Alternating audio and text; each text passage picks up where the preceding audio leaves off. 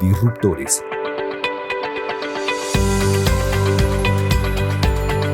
Biografías que inspiran. El pulso de la innovación en el podcast Panamericano.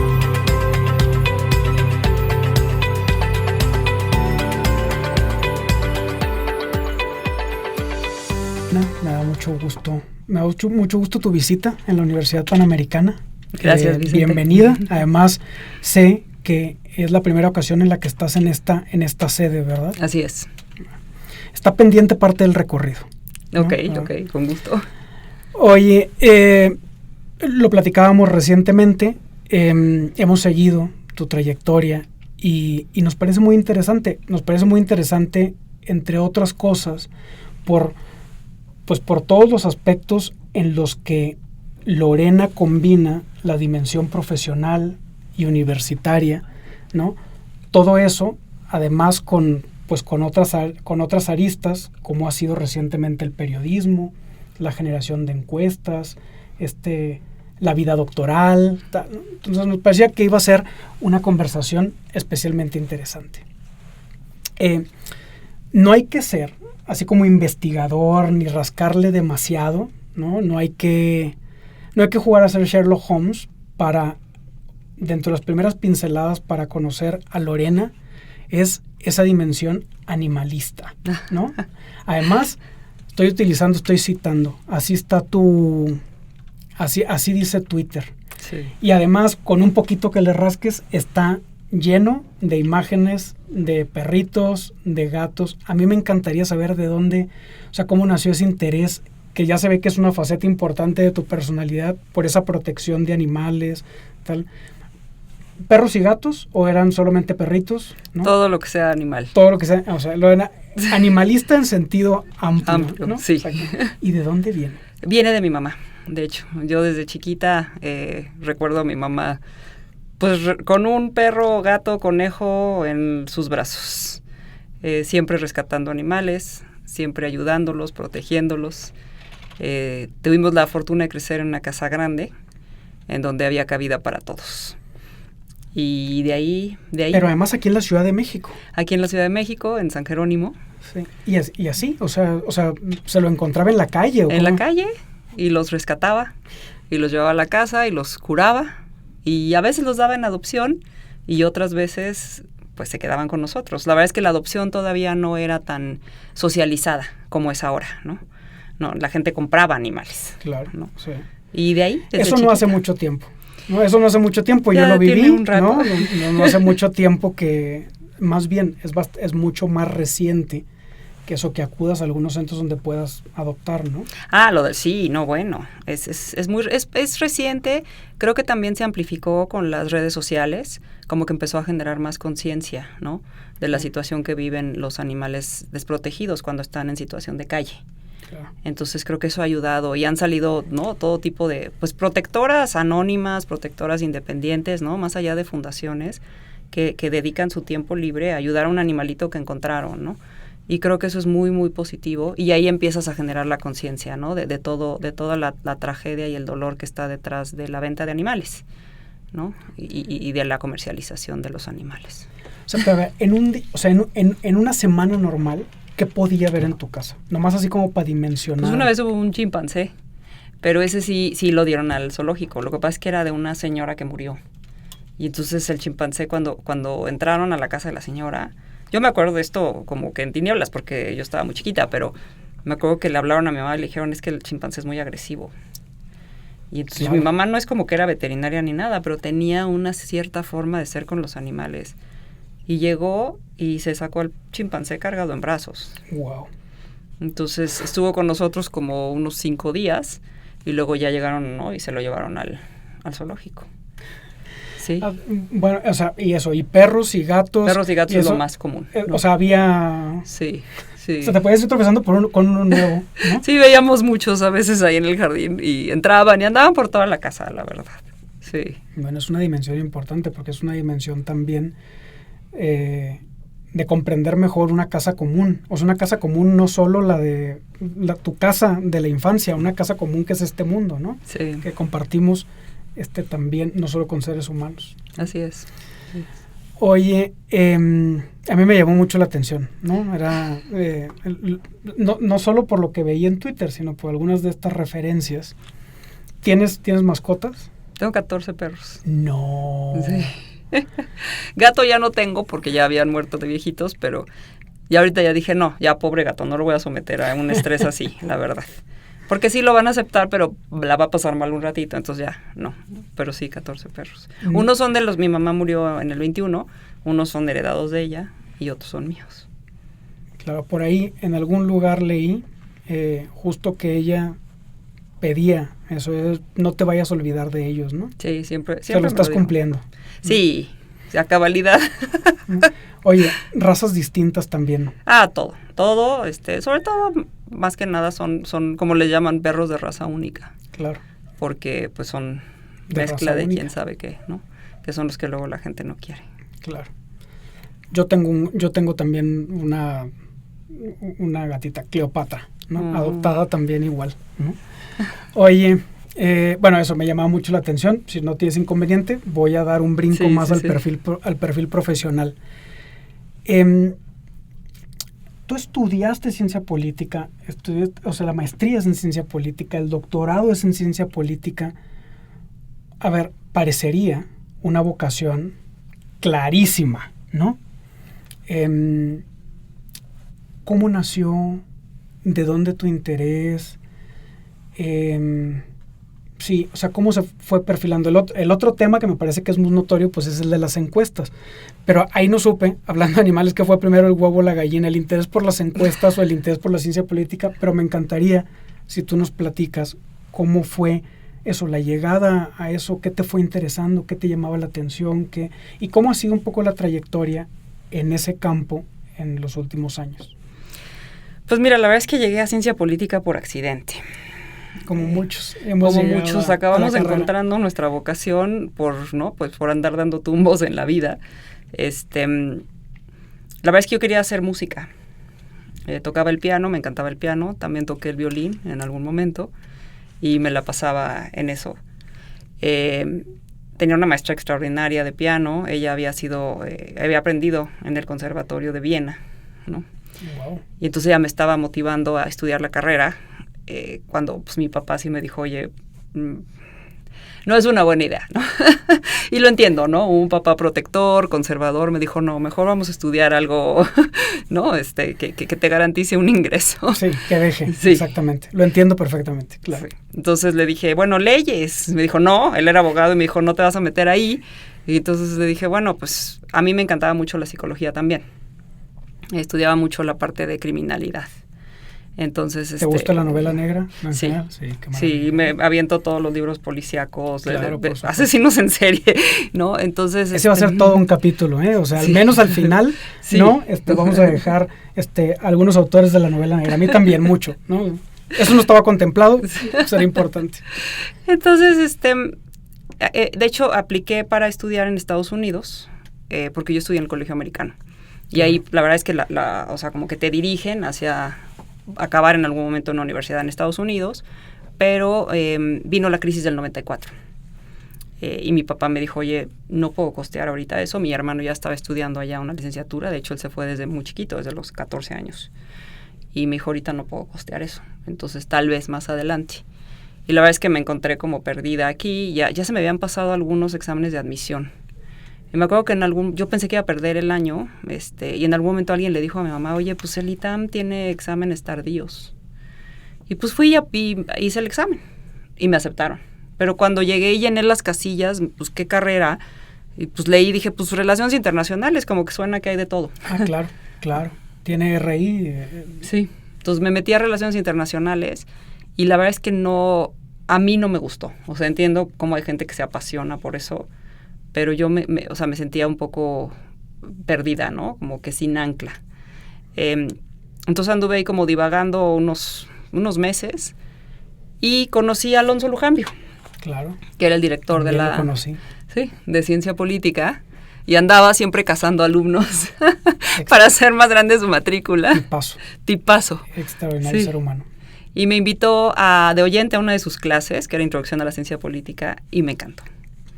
Y además, súper buen expositor. Increíble, es increíble. Y entonces dije, bueno, pues voy a probar por lo menos la introducción a la ciencia política y un par de materias ahí. Y me gustó mucho. De hecho, estaba yo inclinándome hacia todos estos estudios de comportamiento electoral, no tal cual encuestas, pero en general lo que hacía Alonso, ¿no? Y luego me gustó mucho la filosofía política. De hecho, me aventé a todas hasta las optativas de filosofía política.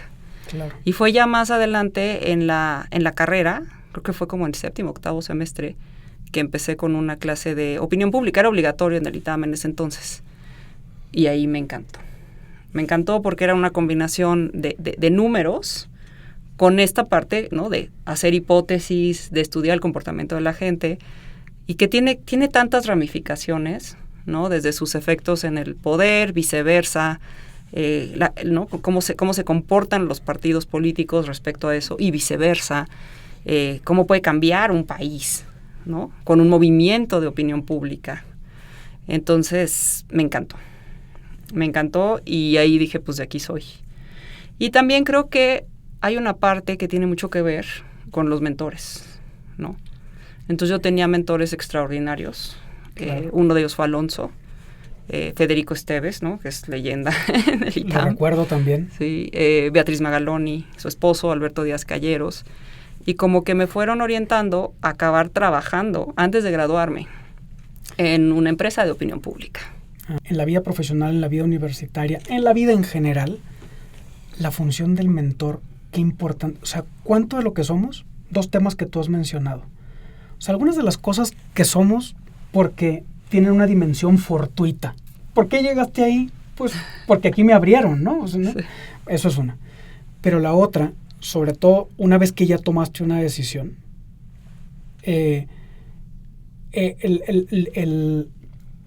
la influencia que tienen sobre nosotros esos profesores, que yo creo que en la vida universitaria es determinante. O sea, parte de lo gratificante y enriquecedor de esa vida universitaria son esas personas con las que te puedes topar, que te conducen la vida, ¿no? Exactamente. Sí, como que te iluminan el camino un Así poco, es. ¿no? Te pegan, o sea, de pronto el contacto con ellos, cuando digo te conducen, no porque no te manden, pero eso de pronto te dan un toque que años después dices tú, mira, volteas a ver ese momento en la historia, esto si yo no me hubiera topado con... Bueno, a mí me parece que dentro de la vida universitaria, sí, ese papel, que además en buena medida depende del diálogo con ellos, es central. Es fundamental, ¿no? Así tú lo estás mencionando y no quise dejar de ponerlo ahí. Muy importante, porque además también todos ellos traían esta idea de que la ruta que seguía era un posgrado en Estados Unidos, ¿no? Y eso como que te metían el chip desde muy, muy iniciada, o sea, cuando estás apenas empezando la carrera. Entonces tú ya sabes como que es una ruta hacia allá, ¿no? Y yo sí me lo tomé muy en serio. Siempre tuve en mente que yo me iba a ir a estudiar un posgrado, también como por esta idea de que no me pude ir en la licenciatura, ¿no? Y sí trabajé en esta empresa de opinión pública, incluso trabajé en la Secretaría de Gobernación, cuando recién ganó Fox, pero yo estaba enfocada a que yo me iba a hacer un posgrado. Y pues como siempre fue el tema de encuestas lo que más me gustó, busqué universidades con ese perfil. Y tuve la fortuna de que me aceptaron en varias universidades, pero lo que pasa en el posgrado es que es diferente a cuando aplicas a la licenciatura. En el posgrado ellos te hacen una oferta económica y tú básicamente empiezas a hacerlos competir por ti. Claro. Entonces allá o sea, digamos que es otro mundo cuando estás ya en ese momento, ¿no? Entonces cuando yo fui a visitar la Universidad de Duke, encontré que tenía un departamento de ciencia política súper fuerte, que había muchos profesores con los que quería trabajar, no solo uno, porque a veces pasa eso, que vas siguiendo como a una estrella, pero es el único del departamento con el que quieres trabajar. Aquí había muchos, y además tenía una alianza con otra universidad que estaba a 15 minutos, que es la Universidad de North Carolina, claro, que tenía un centro de investigación en opinión pública. Pero además te tocó, o sea, te tocó una figura en el acompañamiento doctoral que no era poco visible, ¿no? Puedes decirlo, es decir, quien dirigió tu tesis doctoral fue Karen Bremer. Exactamente, Sí. no es que le faltara visibilidad tampoco, ¿no? No, una mujer extraordinaria, de la cual aprendí muchísimo, y de hecho, gracias a ella, terminé la tesis doctoral. Esa tesis que además me parece que tenías en México un laboratorio amplio donde estudiar, ¿no? Además, con la distancia desde el lugar en el que estabas, en la universidad, fuera del país, pero con una posibilidad de... A mí me encantaría que nos platicaras un poco más sobre tu tema de doctorado. Sí. ¿No? Bueno, de hecho, yo regresaba cada verano aquí a trabajar, porque no quería perder la parte práctica, ¿no? Y donde hacía encuestas era aquí, ¿no? Entonces, me empezó a interesar mucho el tema clientelar, que también tiene que ver con toda la literatura de mis mentores, ¿no? Karen trabajó mucho eso, y empecé a estudiar. De hecho, había muchos profesores que estaban estudiando la venta, bueno, la compra de voto en Argentina, por ejemplo, en Bolivia, en Japón. Uh-huh. Yo dije, no, pues en México se ha hecho mucho sobre la compra de voto, pero no se ha hecho mucho sobre la venta de voto. ¿Por qué la gente vendería su voto? Y creo que las encuestas son una herramienta perfecta para obtener esa información, ¿no? Que es lo que haría una persona, sobre todo en una democracia incipiente, claro, como era México, vender su voto. Y a eso dediqué mi tesis doctoral. Hice muchos estudios. Yo había recibido una beca de Estados Unidos del National Science Foundation, que es muy prestigiada, y vine a hacer una encuesta muy grande. Pero luego, bueno, estoy entre que voy a hacer mi tesis y todo, y me invitan aquí a trabajar al gobierno, en el área de opinión pública de presidencia. En ese momento el gobierno, ¿era el gobierno del expresidente Calderón? De Calderón, claro. Exactamente. Y dije, no, bueno, aquí se van a hacer todas las encuestas del mundo, y me permitieron meter preguntas, ¿no? Sin afectar los resultados de lo que realmente se tenía que estudiar ahí, ¿no? Y ahí pude obtener muchísima información, tanto cualitativa como cuantitativa, ¿no? Respecto a la venta de voto. Sobre este tema de la venta de voto, es una falta de esperanza, es una falta de ilusión, es una falta de confianza en la democracia, porque esto, hombre, mira, entre los... No tengo idea, justo lo pongo en la mesa, ¿no? Tú eres la doctora. Es decir, al ponerlo, quien vende su voto, al ponerlo en la balanza, ¿no? ¿Qué es lo que ve? ¿Qué es lo que... A ver, primero, la necesidad, ¿no? La necesidad de... O sea, tantas personas que en este país viven en condiciones muy precarias, con muchas necesidades, ¿no? Eso por un lado, lo entiendo. Y en el fondo también, ¿qué hay? ¿Cuál eran algunos de los descubrimientos que tú compilabas en esa investigación? Es un desencanto con la democracia. Con la democracia como llegó a nuestro país. Y básicamente es una falla fundamental de los gobiernos, tanto del PAN como del PRI, como del PRD, que ya estaban gobernando en varios... Yo estuve estudiando Michoacán, por ejemplo, que ya había tenido los tres partidos. Exactamente, claro. También estados, ¿no? Como Coahuila o como Estado de México, que solo habían estado gobernados por el PRI, o estados que habían tenido al PAN, ¿no? Como Baja California. Y tenía mucho que ver con ese desencanto, ¿no? Que realmente no había habido un cambio, ni en su nivel de vida, ni en la forma en la que operaba el sistema político a raíz del cambio democrático en México. En ese momento, el Latinobarómetro ya daba cuenta del desencanto con la democracia. Sí, ya se venía documentando, ¿no? Pero básicamente vienen cuando hay campañas y después no los volvemos a ver y nunca cumplen las promesas. Entonces, lo que nosotros tenemos que hacer como electores, porque a diferencia de lo que muchas personas dicen, los electores son racionales y son inteligentes. Y ellos también hacen sus cálculos. Y entonces dicen, bueno, pues ahorita es el momento en que yo les puedo sacar algo. Y ahorita es cuando lo voy a hacer, porque después no les voy a volver a ver ni el polvo ya cuando ganan, ¿no? Entonces ahí es donde empiezan a vender su voto, ¿no?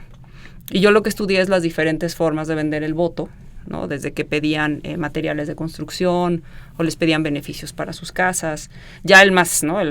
Y eran diferentes grupos de la sociedad, ¿no? O sea, que llegan hasta pedir un trabajo, ¿no? En el gobierno. Pero al final es algo muy triste, porque creo que todo eso, pues es lo que nos llevó también al 2018, ¿no? Que tenía ya todo este desencanto y este enojo con la forma de operar del sistema tradicional de partidos, ¿no? ¿Qué tema? ¿Disfrutaste ese tiempo de investigación? Es uno de los periodos en los que el periodo doctoral donde te dedicas más a estar investigando que otros momentos en la vida, que luego ya la dinámica propia pues te hace que no estés tan metida. ¿La pasaste bien? Es maravilloso estar estudiando y que te paguen por hacerlo, claro, ¿no? Cuando ya fue hora de hacer la tesis, como fue muy poco el tiempo que tuve porque yo misma me empujé demasiado lejos por estar trabajando, pues tuve 3 meses para hacer la tesis, y esa fue la locura.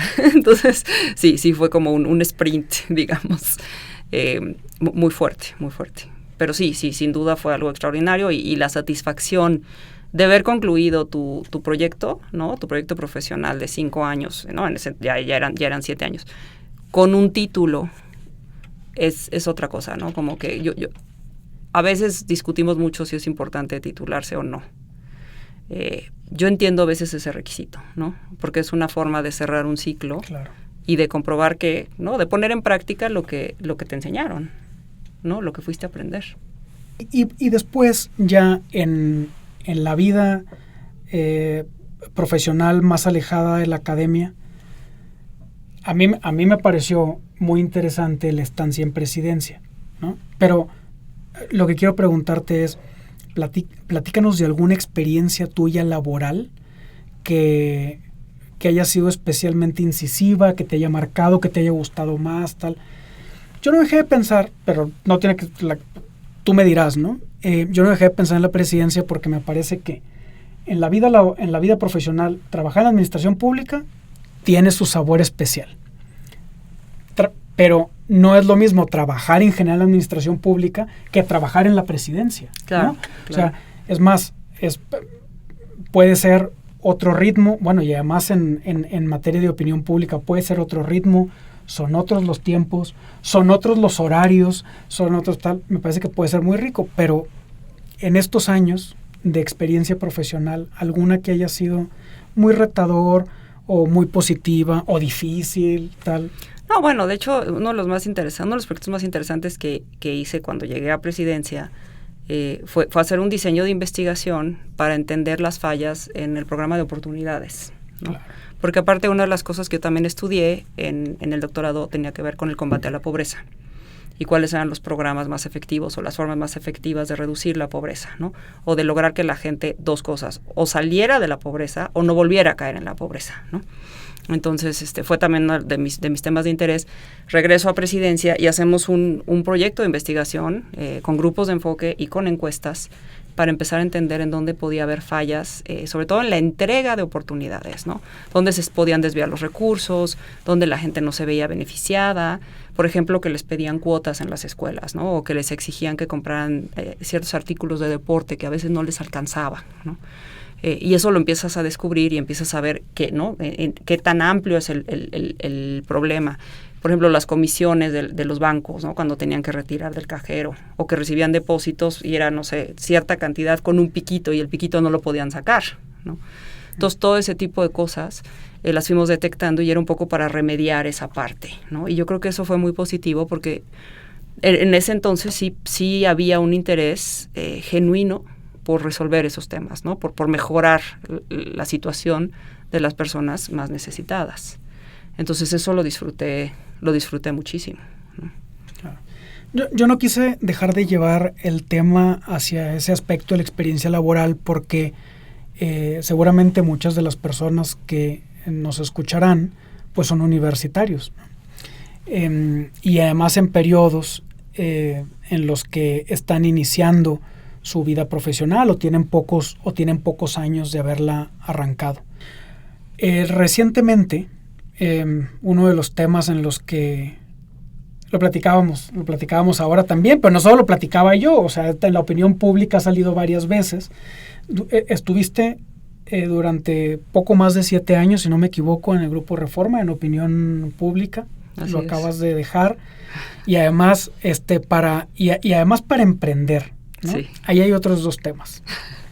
La experiencia de trabajar en Reforma, que no fueron 2 meses, ¿no? Sí. Y la otra es la experiencia de emprender, ¿no? Que también me parece muy formativo en los universitarios. Platícanos algo de eso. Bueno, el Grupo Reforma me invita a trabajar con ellos en diciembre del 2015, que yo había estado, yo salgo de presidencia en el 2012, luego estuve... Agotada, pero de hecho me brinqué a la campaña de Josefina Vázquez Mota, ¿no? Que no tenía tantas posibilidades de ganar, pero era una mujer. Y era una mujer fuerte, de hecho es una buena persona, yo me llevo muy bien con ella. Dije, sí, o sea, sí quiero hacer esto, pues aquí voy a cerrar mi ciclo profesional un rato porque tenía que dedicarme a mi tesis. Y ya luego veo qué hago y pues sí, luego estuve haciendo consultoría un rato, luego entré a CIDAC, este centro de investigación, ¿no? Haciendo, también ayudando ahí un poco con una publicación semanal, investigación de opinión pública, etcétera. Y cuando me invita a Grupo Reforma, pues también me lo pensé un poco y me acuerdo que René Sánchez, que fue quien me contrató en ese entonces, me dijo, toma la decisión pensando que esta es una decisión de vida, porque pues no es cualquier cosa. Y así lo hice y así lo tomé, sobre todo porque pues ya entras a una dimensión distinta de lo que yo venía haciendo, ¿no? Que era gobierno y academia, ¿no? Fue una experiencia increíble, trabajar en un periódico, ver tu trabajo publicado, ¿no? Me acuerdo que la primera vez que publiqué una encuesta nacional me habló Lázaro Ríos y me dijo, ¿sí sabes cuántas miles de personas están leyendo tu trabajo hoy? Y sí es algo que te cae, ¿no? Y sobre todo la responsabilidad que conlleva eso, ¿no? Porque a final de cuentas estás publicando datos de una investigación tuya, ¿no? Y pues si no está bien fundamentada, pues puede ser que estás siendo irresponsable, ¿no? Sobre todo cuando se trata de la evaluación de un presidente, claro, ¿no? O cuando se trata del panorama electoral, ¿no? De un estado, de un país. Decir, así va la contienda, ¿no? ¿Y por qué va así? Porque también tienes que explicar, ¿no? Porque la gente está preocupada por esto, porque el gobernador está reprobado, porque los candidatos no son buenos, etcétera. Pero esa parte a mí siempre me había gustado mucho, solo que en Reforma lo vi como de una forma, con ese mega reflectores, ¿no? Y de una forma muy pragmática, ¿no? Porque lo tienes que poner en una plana, punto. No tienes todo el espacio para explicar, ¿no? Entonces tienes que escoger ¿no? Todas las variables de todo tu cuestionario, las 8, 9, 10 que consideres que son las más importantes para que tus lectores la vean. Y yo disfruté mucho mis años en Reforma, además tuve también la oportunidad de involucrarme en algunos proyectos de investigación periodística, toda la parte de COVID,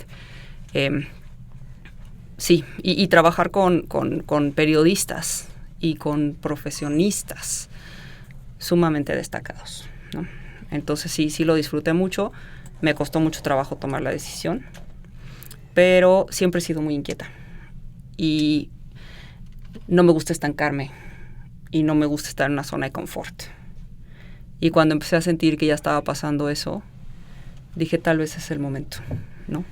Ya tenía un nombre, ya había hecho una cartera de clientes, ya tenía, ¿no? Digamos que cierta reputación.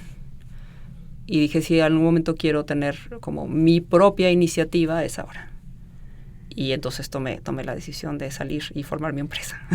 Lorena Becerra, Encuestas y Opinión. Sí. ¿Lo dije bien? ¿Sí? En realidad es Becerra Mizuno y Asociados, pero sí, el producto es Lorena Becerra, Encuestas y Opinión. Así es. Vi recientemente algunos de los resultados que comentaste en el programa con Loret de Mola. Platícanos eso, de esta investigación, de esta última encuesta, y además en este escenario ya, o sea, preelectoral, si lo dices, si estás como muy apegado a la norma, pero ya muy con todo el sabor electoral. Sí, ya llevamos, ¿no? Meses. Exactamente, ¿no? Algunos de los principales insights, ¿no? Que crees que 2 o 3 ideas dentro de las muchas que vienen ahí, ¿no? Que que quieras poner en la mesa, ¿no? Bueno, de hecho yo decidí que la encuesta en Ciudad de México podía ser una buena forma de, digamos, que lanzar mi primer producto ya como independiente, ¿no? ¿Por qué? Porque la Ciudad de México es sumamente relevante para el próximo año, ¿no? Esta es una de las 9 gubernaturas que van a elecciones. 2, porque la jefa de gobierno va para la presidencia, claro, ¿no? 3, porque en el 2021 a Morena no le fue tan bien, o sea, se volvió digamos que una demarcación competida, ¿no? Y 4, porque ahorita traemos 2 procesos muy importantes, la selección del candidato de Morena y la selección del candidato del Frente, que están corriendo en paralelo. Claro. Entonces dije, es un buen momento, ¿no? Y es una buena medición. Y básicamente, ¿qué encontramos? Que seguramente la Ciudad de México se va a convertir en una batalla muy fuerte, en un campo de batalla muy fuerte para el 2024, porque sigue lo mismo. Hay un gran descontento todavía de la población, sobre todo de ciertos grupos de la población que han visto su calidad de vida afectada, ¿no? Por el tráfico, por la inseguridad. El tema del agua potable es muy fuerte. Y aparte se mezcla todo este rollo de aumento en los impuestos, ¿no? El predial, ¿no? Se ha vuelto, ¿no?, el aumento en el costo del agua, ¿no? De la luz, del gas. Pues está toda esa parte y por el otro lado sigue Morena siendo fuerte en la ciudad, porque además esta ha sido una ciudad de izquierda, claro, históricamente, ¿no? Y por otro lado está también la batalla dentro de Morena, ¿no? En donde hay un rechazo hacia el candidato Omar García Harfuch, pues porque básicamente no lo consideran como uno de los suyos. Claro. Oye, un último tema que me encantaría también tocar a colación de las elecciones y de esta audiencia nuestra que son jóvenes. Uno de los temas que se menciona mucho es la intención de votar de parte de los jóvenes. Se ha planteado como un problema porque parecería que muchos pues no tienen el interés en ir a ejercer el sufragio. ¿Cómo se ve más allá de una charla de café? ¿Es verdaderamente un problema? ¿Hay que entrarle con más fuerza? ¿Es una opinión nada más generalizada sin fundamento? ¿No? ¿Cómo ves ese tema? No, de hecho, tradicionalmente los jóvenes sí votan menos. Los hemos visto significativos en ciertas elecciones. El Brexit, por ejemplo, ¿no? Que los jóvenes no necesariamente estaban tan a favor y ciertos grupos de jóvenes no salieron a votar. También algunas elecciones en Estados Unidos. Y aquí también es un tema, ¿no? Y creo que aquí mucho tiene que ver, como que se habla del voto joven, ¿no? Entonces están tratando de poner candidatos que los atraigan. Creo que no han sido exitosos ¿no? Particularmente en esa estrategia. Y sí es un problema. ¿Por qué? Porque realmente los que van a dejar, o sea, el futuro que viene es para los jóvenes, ¿no? No es para nosotros. Y creo que muchas de estas elecciones, como fue el 2018 y como creo que va a ser el 2024, van a marcar décadas. Dentro de los muchos temas interesantes que has referido, muchos, ¿no?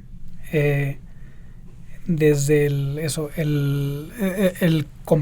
compromiso con la vida universitaria, estudiar, irse descubriendo profesionalmente, tal. Hay 2 temas con los que yo quiero cerrar, ¿no? Ya los mencionaste tú.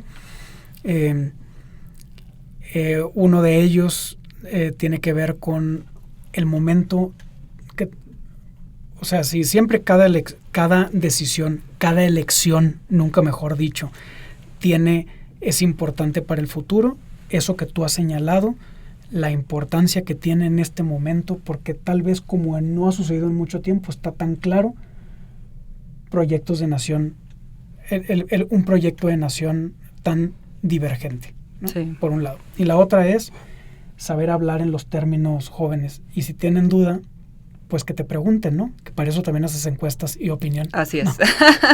Oye, me ha dado mucho gusto esta conversación. Muchas gracias por estar aquí. Es un placer. Muchas gracias por la invitación. Hombre, encantado.